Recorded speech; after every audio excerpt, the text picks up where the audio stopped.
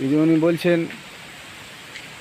আমরা পরিযায়ী শ্রমিক যারা বাইরে আছি, বিদেশে আছি, আমাদেরকে চলে যেতে বলছেন। 5,000 টাকা করে দেবেন মাসে, 5,000। 5,000 টাকা দিয়ে দিদিমণি আমাদের সংসার চলবে না। আমরা জানি আপনি ভোট কেনার জন্য দিচ্ছেন 5,000 টাকা। ভোট মিটে গেলে আর সংখ্যালঘুদের চিনবেন না, আর আমাদের হিন্দু ভাই বোনেদের কাউকে চিনবেন না। ভোট হয়ে গেলে 5,000 টাকা আপনার ওই পর্যন্ত দেওয়া শেষ। আপনি ভোট কেনার জন্য দিচ্ছেন, দরকার নেই আপনার 5,000 টাকা।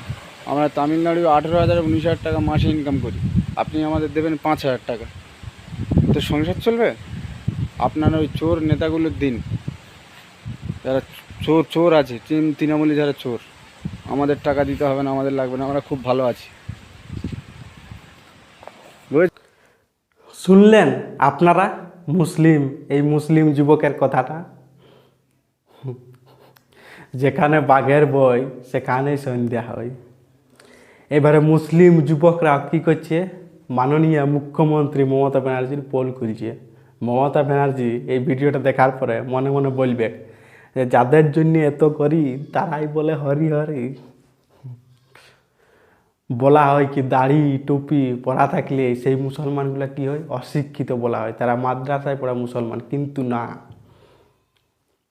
তার জিতা জায়গাটা এক্সাম্পল আপনারা দেখতেই পাচ্ছেন এই মুসলিম যুবককে।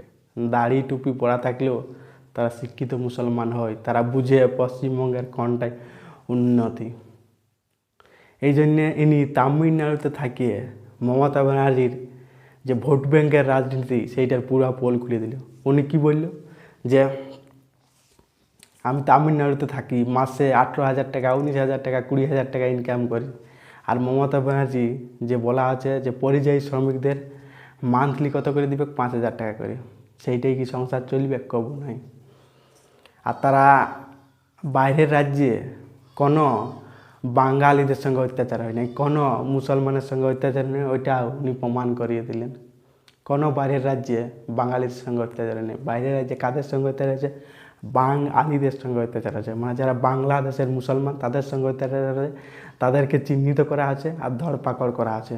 প্রত্যেকটা বাইরের রাজ্যে এই কাজটা আছে, একমাত্র আমাদের পশ্চিমবঙ্গ বাদে।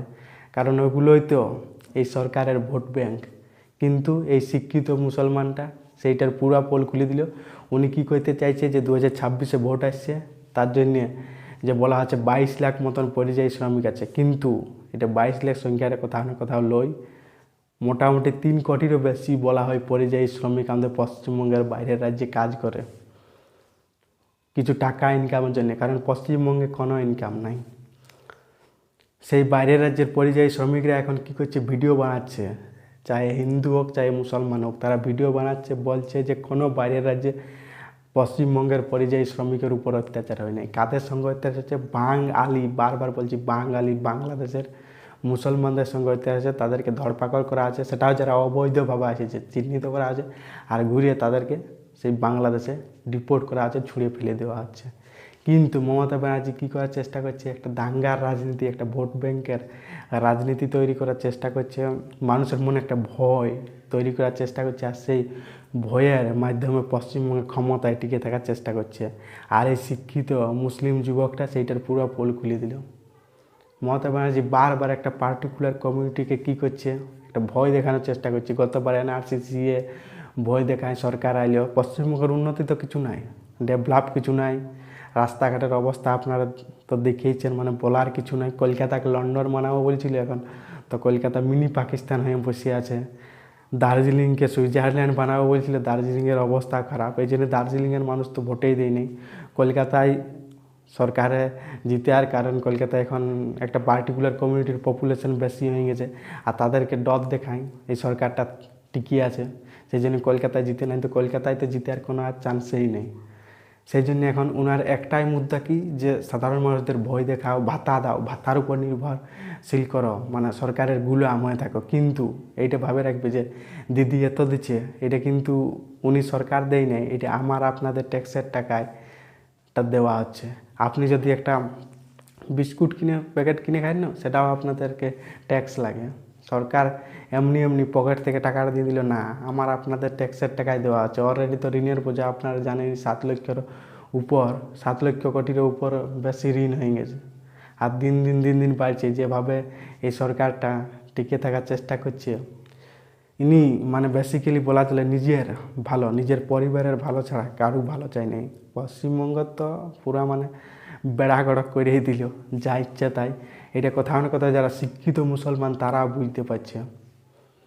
কারণ কি ইনি ভাইলেন্স ক্রিয়েট করার চেষ্টা করছে এই তৃণমূল কংগ্রেসের লোকেরা, কি যে যদি বিজেপি সরকার ক্ষমতায় আসে তাহলে কী করবে, যারা মুসলিম তাদেরকে বাংলাদেশে ছুঁড়ে ফেলে দেওয়া হবে। কিন্তু না, মুসলিম তো উত্তরপ্রদেশেও আছে, তাহলে সেই মুসলমানগুলোকে কি বাংলাদেশে ছুঁড়ে ফেলে দেওয়া হচ্ছে? একটা ঘটনা শুনেছেন উত্তরপ্রদেশের একটা মুসলমানকে বাংলাদেশে ছুঁড়ে ফেলে দেওয়া হলো? না। গুজরাটে শুনেছেন একটা? না। যারা অবৈধ, যারা অনুপ্রবেশকারী, যারা ইলিগ্যালভাবে আছে আমাদের ইন্ডিয়ায়, যারা পশ্চিমবঙ্গ গোটা ভারতবর্ষে কী করছে, একটা দাঙ্গা লাগানোর চেষ্টা করছে, ভাইলেন্স ক্রিয়েট করার চেষ্টা করছে, সেই অবৈধ অনুপ্রবেশকারীগুলোকে ধরপাকড় করে কী করা আছে, তাদেরকে বাংলাদেশে ডিপোর্ট করা আছে। যারা রিয়েল তাদেরকে কবু নাই। এটা শিক্ষিত মুসলমানরা কোথাও না কোথাও জানে। কারণ বাংলাদেশের অবস্থা আপনারা দেখতেই পাচ্ছেন কী অবস্থা। সেই মানে আবর্জনাগুলো যদি আসে আমাদের ভারতবর্ষে থাকে, তাহলে ভারতবর্ষটারও কোথাও না কোথাও সেই অবস্থা করবে, যেটার পশ্চিমবঙ্গ আপনারা উদাহরণ হিসেবে দেখতেই পাচ্ছেন। পশ্চিমবঙ্গের আজকে কী বেহাল দশা। এইটা কোথাও না কোথাও যারা শিক্ষিত মুসলমান তারাও বুঝতে পারছে কোনটা ঠিক কোনটা ভুল, বুঝতে পারছে, তারা আওয়াজ উঠাচ্ছে। বাইরের রাজ্যে কাজ করছে যারা 19,000 টাকা 20,000 টাকা ইনকাম করছে, তামিলনাড়ুতে আছে, ইনি 5,000 টাকার জন্য পশ্চিমবঙ্গ আসবে?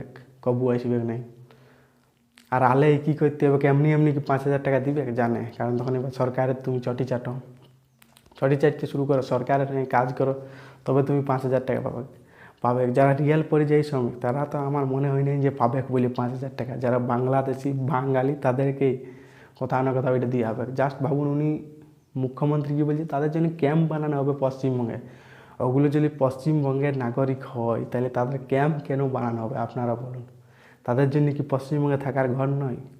এই জন্যেই কোথাও না কোথাও মানুষ প্রশ্ন করছে, নিশ্চয়ই ওগুলো অবৈধ অনুপ্রবেশকারী বাংলাদেশি।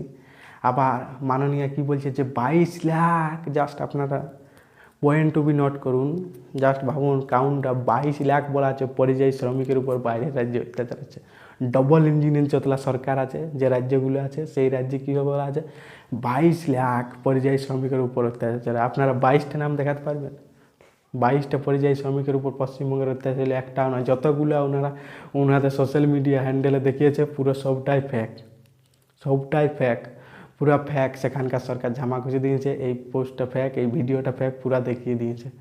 একটাও পরিযায়ী শ্রমিকের সঙ্গে অত্যাচার হয়নি। আপনারা দেখতেই পাচ্ছেন, যার এক্সাম্পল মুসলমানরাও, মুসলিম শিক্ষিত যুবকরাও ভিডিও বানিয়ে বলছে আমরা বাইরের রাজ্যে ঠিক আছি, আমরা 20,000 টাকা 30,000 টাকা ইনকাম করছি।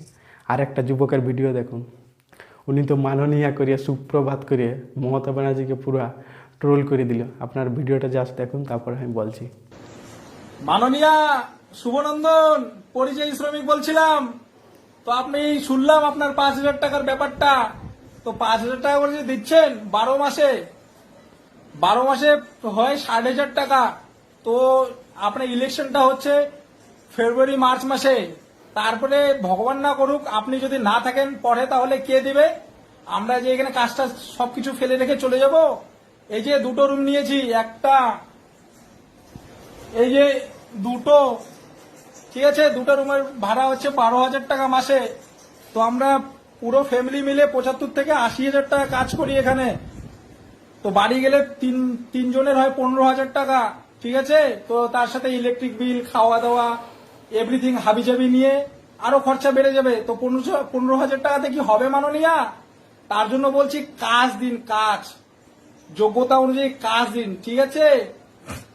বিশ্বাস না হলে নিউ কোচবিহার স্টেশনের বৃহস্পতিবার আর শনিবার গিয়ে একটু 3:15টার দিকে দাঁড়িয়ে থাকবেন, তাহলে দেখবেন কতগুলো মানুষ ডেলি রাজস্থানে আসছে, ঠিক আছে। মাননীয়া, আপনার কাছে বিনীত নিবেদন, যোগ্যতা অনুযায়ী কাজ দিন, ঠিক আছে। শুভনন্দন। সেরা ইনি মাননীয়া করিয়ে সুপ্রভাত করিয়ে একদম মাননীয়াকে পারফেক্ট জবাব দিয়েছে, একদম পারফেক্ট জবাব। যে ভাতা তাতা দিয়ে কিচ্ছু হবে নাই, বেকারদের রোজগার, তারা রোজগার করার যেমন একটা পথ পায় সেইটার ব্যবস্থা করুন। কিন্তু যতই বলা হোক এই সরকার কিচ্ছু করবে নাই।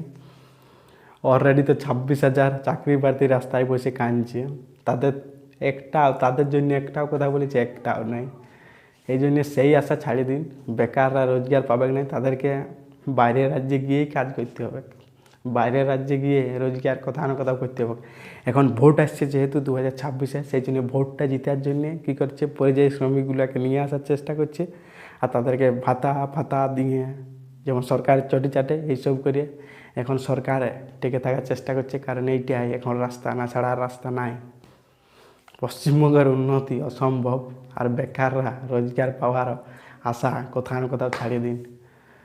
সাধারণ মানুষদের কোথাও না কোথাও বুঝতে হবে, আর 2026-এ একটা সঠিক সরকার নিয়ে আসতে হবে, এইটা বুঝতে হবে। আর যারা এই যে পরিযায়ী শ্রমিকের নামে ভাতার সুবিধাটা পাবেন, বেসিক্যালি আপনারা পাবেন নাই, আমি বলে দিচ্ছি, এটা ওনাদের এই পার্টির লোক ছেড়ে আলুটা করে খাবে। কিন্তু তাও যদি কিছু সাধারণ মানুষ এই ভাতার সুবিধাটা পায়, আপনারা সুবিধাটা নেন, কিন্তু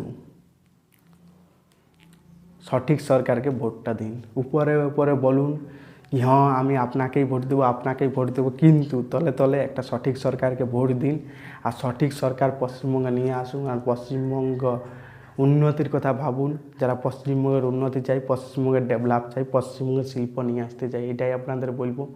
আর বেশি কিছু বলছি না, বাকি ভিডিওটা এখানে এন্ড করছি। ভালো লাগে থাকলে লাইক করবেন, কমেন্ট করবেন, সাবস্ক্রাইব করবেন, বহুত মোটিভেশন পাবো, তাহলে লড়াইটা কি আপনাদের জন্য আরও জারি রাখতে পারবো। এই জন্য সাবস্ক্রাইবার অবশ্যই করবেন, তাহলে অ্যাটলিস্ট আওয়াজ উঠাতে পারবো। জয় হিন্দ, জয় ভারত।